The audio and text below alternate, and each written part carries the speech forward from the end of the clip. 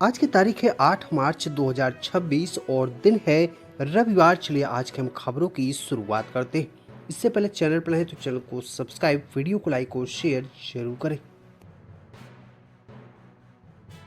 नहर में डूबी 3 किशोरियों की मौत का मामला, कुंडा में राजा भैया ने पीड़ित परिवारों से मिलकर मदद का दिया भरोसा। प्रतापगढ़ के संग्रामगढ़ थाना क्षेत्र के डंडिया खनवारी गांव में शारदा सहायक नहर में डूबने से 2 सगी बहनों समेत 3 किशोरियों की मौत के बाद पूरे गांव में शोक का माहौल हो गया। जनसत्ता दल लोकतांत्रिक के राष्ट्रीय अध्यक्ष और कुंडा विधायक रघुराज प्रताप सिंह उर्फ राजा भैया शनिवार को पीड़ित परिवारों के घर पहुंचे और उनसे मुलाकात कर ढांढस बंधाया। राजा भैया ने मृतक बालिकाओं के परिजनों से बातचीत कर घटना की जानकारी ली। उन्होंने दुख की घड़ी में परिवार के साथ खड़े रहने का भी भरोसा दिलाया। बता दें कि परिजनों को सांत्वना देते हुए उन्होंने कहा कि इस अपूर्ण छत की भरपाई संभव नहीं है, लेकिन हर संभव मदद के लिए हम हमेशा तैयार हैं। इस दौरान राजा भैया ने प्रशासनिक अधिकारियों से भी घटना के संबंध में जानकारी ली और उन्होंने पीड़ित परिवारों को हर संभव सहायता उपलब्ध कराने के निर्देश दिए। गौरतलब है कि डंडिया खनवारी गांव की रहने वाली 15 वर्षीय आंचल, 13 वर्षीय रिया और पड़ोसी अनिल कुमार की 13 वर्षीय पुत्री मोहिनी 5 मार्च को गांव के पास शारदा सहायक नहर में नहाने के दौरान गहरे पानी में डूब गई थी। पुलिस, एसडीआरएफ और स्थानीय गोताखोरों की टीम ने लगातार 3 दिन तक सर्च ऑपरेशन चलाया। शनिवार सुबह तीनों किशोरियों के शव गांव से करीब लगभग 8 किलोमीटर दूर लरू और पिंगरी गांव के पास नहर में उतराया मिला। शव मिलने के बाद खबर मिलते ही गांव में कोहराम मच गया। परिजनों को रो रो कर बुरा हाल हो गया और बता दें पुलिस ने तीनों शव का पोस्टमार्टम के लिए भेजकर आगे की कानूनी कार्रवाई में जुट गई। वहीं अगली खबर की बात करें तो कंधई इलाके से, जहां पर मस्जिद पर रंग फेंकने के मामले में नया मोड़ आ चुका है। एक तरफा कार्रवाई से आक्रोशित हुए वहां के व्यापारी। आपको बता दें कि एक तरफा कार्रवाई को देखते हुए आक्रोशित व्यापारियों ने जमकर विरोध प्रदर्शन किया, जिसके बाद सीओ पट्टी और कंधई थाने का घेराव किया, जिसके बाद जमकर विरोध प्रदर्शन भी हुआ। जिसके बाद मामले को संज्ञान में लेते हुए प्रतापगढ़ एसपी दीपक भूकर ने वहां के एक इंस्पेक्टर को निलंबित कर दिया गया और जिसके बाद कार्रवाई का आश्वासन दिया गया। वहीं आपको बता दें पीड़ितों ने बताया कि एसएचओ ने कितने डंडे मारे उसको और साथ ही किस प्रकार से टॉर्चर किया गया। पूरी कहानी पीड़ित की ही जुबानी दिखे।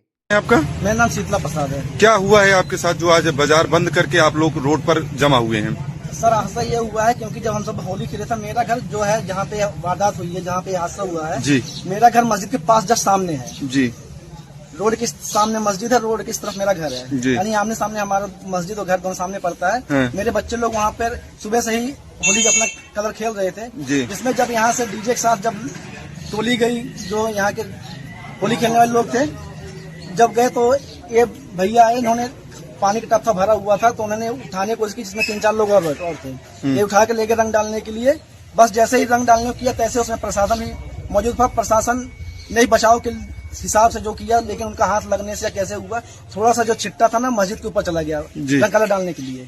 उन्होंने कलर डाला और लोगों के ऊपर, जो कि हमारे घर की तरफ पड़ता है, लेकिन उसमें बीच बचाव के उस पर थोड़ा सा जो कलर का नीला वो भी है, जो छिट्टा चला गया मस्जिद के ऊपर। इस बेस के ऊपर इनको मौके पर पुलिस उठा के लेके चली गई और इनको मान लीजिए मौके पर तो अंदर लेके चले गए। उसके बाद फिर हमको टारगेट किया गया, किसी ने जैसे बताया हो कि यही इनके यहाँ पे कलर घोला गया था, इन्होंने कलर घोला था। इस बेस पे हमको ले जाकर अंदर टॉर्चर किया गया जी। खाली हमारी गलती ये थी कि हमने कलर घोला था। क्या हम कलर घोलने कौन कौन टॉर्चर कर रहा था अंदर? जिसमें यशो साहब ने हमको 56 डंडे गिन के मारे हैं। अच्छा। जिसमें वो कहते हैं कि आप कितने पढ़े हैं, हमने बताया सर हम हाई स्कूल पढ़े हैं। जब उनको बताया तो बोले, हमने उनको ये बताया कि सर मैं पेशे से पत्रकार भी हूँ, क्योंकि सर मैं इसी मेरी कोई गलती नहीं है। मैंने उनको बता लिया सर मैं पत्रकार हूँ, मेरी कोई गलती नहीं है और मैं अपने घर पे ही था।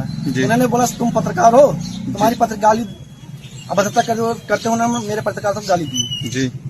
और वे कह रहे थे कि आपने कितना पढ़ा, तुमने कितना पढ़ा? हमने बताया सर हमने इतना पढ़ा। उसके बाद कहते हैं एप्पल बताइए, एप्पल किसे कहते हैं, अम्ब्रेला बताइए, पहाड़ा बताइए, गिनती में कितने अक्षर होते हैं, काका क्या होता है, ये चीज बता रहे थे। अब ऐसे ऐसे करके उन्होंने मुझे 56 डंडे मारे हैं। इतना टॉर्चर किया है कि मैं चल फिर नहीं पा रहा हूँ बराबर से। जी, आपका क्या नाम है? आदर्श। आप भी उस समय होली के दिन मौजूद थे? तो आपके साथ क्या हुआ है? हमारे साथ हमने बस यही इतना हमारी गलती थी कि हमने वो टब उठाया। अच्छा। लेकिन वो टब का पानी मैंने मस्जिद के ऊपर नहीं बहाया। हाँ। मैं इन्हीं की ही द्वार पे ही बहाया हूँ। अच्छा। मैं रोड पे ही खड़ा होके। वहीं अगली खबर की बात करें तो तहसील दिवस में युवक ने पेट्रोल डालने की दी धमकी, दाखिल खारिज फाइल में आपत्ति खारिज होने पर भड़क उठा। पट्टी तहसील के संपूर्ण समाधान दिवस में शनिवार दोपहर उस समय स्थिति तनावपूर्ण हो गई जब सुंदरपुर निवासी रवि उर्फ शुभम नामक युवक ने आत्मदाह की धमकी दी। युवक ने तहसीलदार पवन कुमार सिंह और पुलिस क्षेत्र अधिकारी मनोज कुमार सिंह रघुवंशी की उपस्थिति में यह धमकी दी। युवक ने तहसीलदार से कहा कि उसकी दाखिल खारिज भूमि नामांतरण की फाइल में उसकी आपत्ति खारिज कर दी गई है। उसने आरोप लगाया कि यह कार्रवाई उसके खिलाफ की गई है। इस पर तहसीलदार पवन कुमार सिंह ने स्पष्ट किया कि दोनों पक्षों को सुनने के बाद नियमानुसार ही कार्रवाई की गई है। उन्होंने बताया कि जो भी आदेश पारित हुआ है वह नियमों के अनुरूप है और धमकी के बाद पुलिस क्षेत्र अधिकारी मनोज कुमार सिंह रघुवंशी और वहां मौजूद सिपाहियों ने युवक रवि उर्फ शुभम को हिरासत में ले लिया। उसे पट्टी कोतवाली ले जाकर बैठा दिया गया। वहीं अगली खबर की बात करें तो प्रतापगढ़ के आसपुर देवसरा इलाके से, जहां पर 14 वर्षीय किशोरी लापता, बहला फुसलाकर भगाया गया और पिता की शिकायत पर अज्ञात युवक के खिलाफ मामला दर्ज हुआ। प्रतापगढ़ के आसपुर देवसरा थाना क्षेत्र के एक 14 वर्षीय नाबालिग किशोरी के लापता होने का मामला सामने आया है। किशोरी को बहला फुसलाकर भगा ले जाने का आरोप लगा है। पीड़ित पिता की शिकायत पर पुलिस ने अज्ञात युवक के खिलाफ मामला दर्ज कर जांच पड़ताल शुरू कर दी। किशोरी के पिता ने पुलिस को दी गई तहरीर में बताया कि उनकी 14 वर्षीय बेटी को एक अज्ञात युवक बहला फुसलाकर अपने साथ ले गया।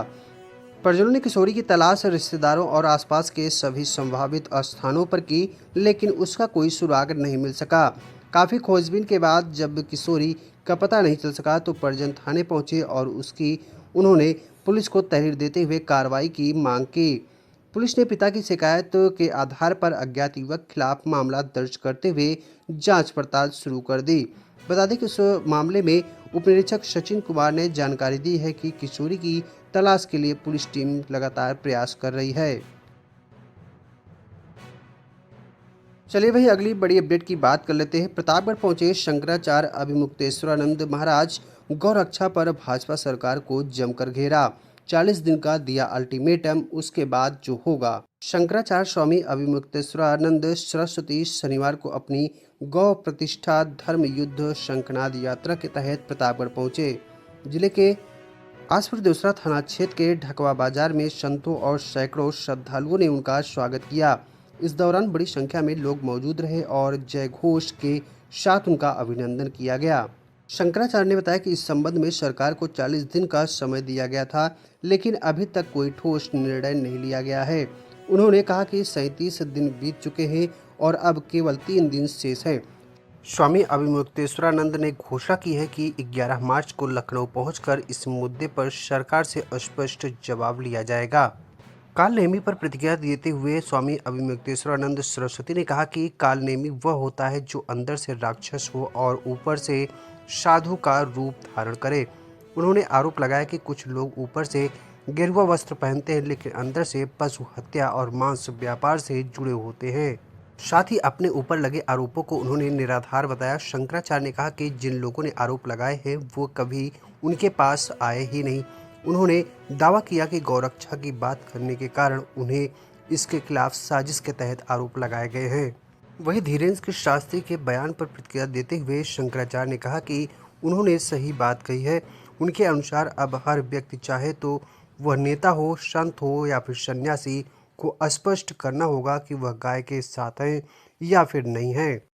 खबर पसंद आई हो तो लाइक करें और साथ ही चैनल को फटाफट सब्सक्राइब कर बेल आइकन को जरूर दबा लें, जिससे ऐसी हर बड़ी अपडेट की नोटिफिकेशन सबसे पहले पहुंचती रहे आप तक।